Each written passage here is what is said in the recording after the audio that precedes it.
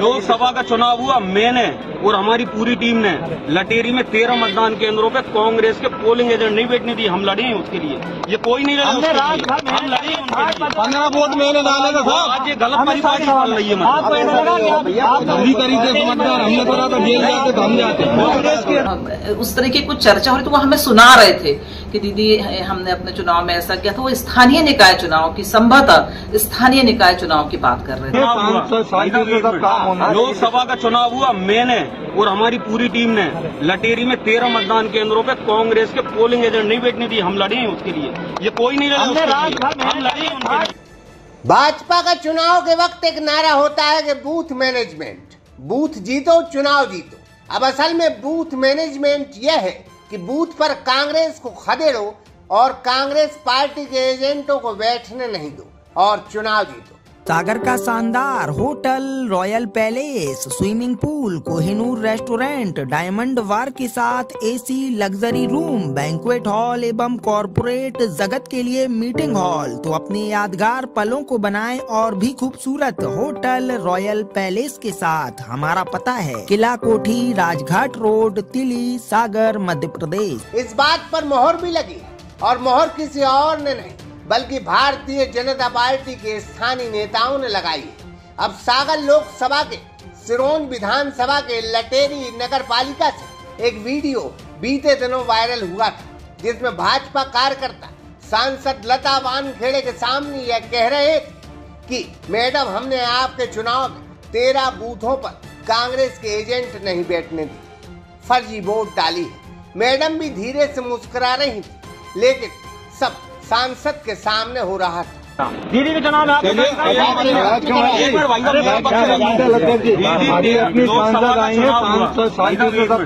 लोकसभा का चुनाव हुआ, मैंने और हमारी पूरी टीम ने लटेरी में 13 मतदान केंद्रों पे कांग्रेस के पोलिंग एजेंट नहीं बैठने दिए। हम लड़े हैं उसके लिए, ये कोई नहीं लड़ा। हम लड़े हैं उनके लिए। 15 वोट मैंने डाले थे। आज ये गलत परिपाटी चल रही है।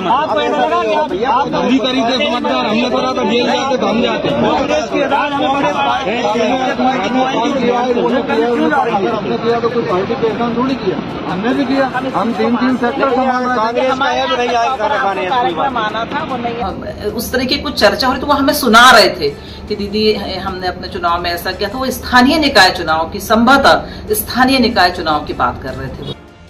अब मैडम सांसद जी कह रही कि जो कार्यकर्ता या लोग उस वायरल वीडियो में कह रहे वो मेरे लोकसभा चुनाव की बात नहीं है, बल्कि वो बीते स्थानीय निकाय चुनाव की आपस में चर्चा कर रहे हैं और बहस कर रहे हैं।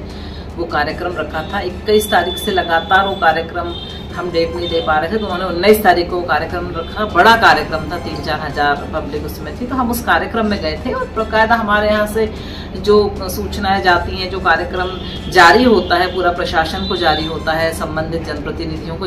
उस तरह की कुछ चर्चा हो रही तो वो हमें सुना रहे थे कि दीदी हमने अपने चुनाव में ऐसा किया था। वो स्थानीय निकाय चुनाव की, संभवतः स्थानीय निकाय चुनाव की बात कर रहे थे वो लोग। देखिए, कांग्रेस की तो यही नीति है, वो उनको एक्चुअली इतनी शिकस्त उन्हें जो मिली है सागर लोकसभा से, तो कहीं ना कहीं उनको फ्रस्ट्रेशन। राहत इंदौरी की बड़ी अच्छी लाइनें हैं कि झूठों ने झूठों से कहा सच बोलो, सरकारी ऐलान हुआ है सच बोलो। दुनिया में परम पिता ने मुस्कुराकर झूठ बोलने की अगर किसी में ताकत दी है तो वो नेताजी है।